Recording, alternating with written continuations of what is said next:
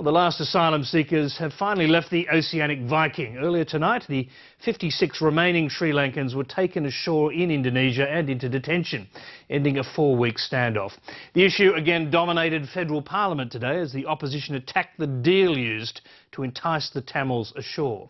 But coalition division was also on display as the climate change debate finally reached the floor of the Senate. From Canberra, Hayden Cooper reports. For a month, they've been Australia's unwanted guests, but all 78 Sri Lankans have now left the Oceanic Viking, knowing that their future looks brighter. So ends a stalemate that's dogged Kevin Rudd, but it's a deal he says is not out of the ordinary.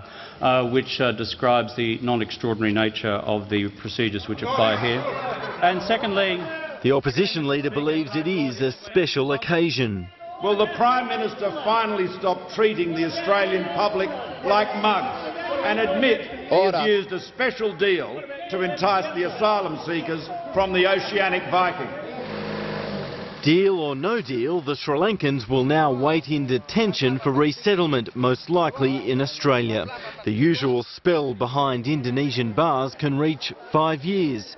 The 78 will wait no longer than 3 months. Has the Prime Minister sought advice on how many extra boat arrivals will result from this very public weakening of Australia's border protection policies? if he has something further to add, stand to his feet and provide that evidence now. Mr Speaker, just once will the Prime Minister stand there, look the Australian people in the eye and answer the Deputy Leader of the Opposition resume her seat. They have been all fear and no solutions. And furthermore, here we are in this week of a critical debate on climate change, not a single question on climate change.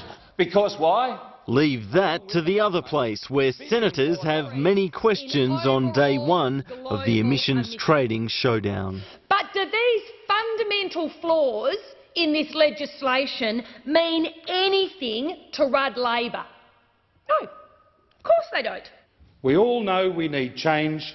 I'm here to say this bill will not deliver that change. The legislation proposed by the Rudd government will do absolutely nothing for the climate change of the world. No scheme would be better than the government's current proposal. Madam Acting Deputy President, the legislation should be opposed. I will vote against this despicable carbon pollution reduction scheme. Pretty impressive, isn't it? No longer tilting at windmills, the Prime Minister has the coalition sceptics in the firing line. We're at one of those crossover points in the world, one of the crossover points in Australia.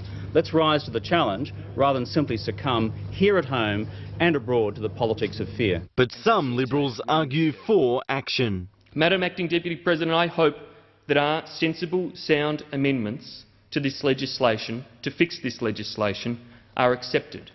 Because ultimately, I hope to be voting for this legislation.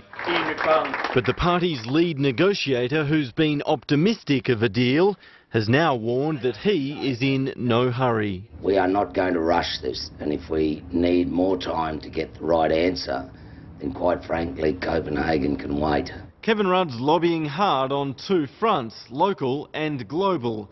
He's held another video hookup with his counterpart in Denmark, determined to prevent the Copenhagen conference from sliding into a bureaucratic tangle. If it does, it'll be a blow against his powers of diplomacy. But right now, any talk of failure is dismissed. Hey guys. Hayden Cooper, Lateline.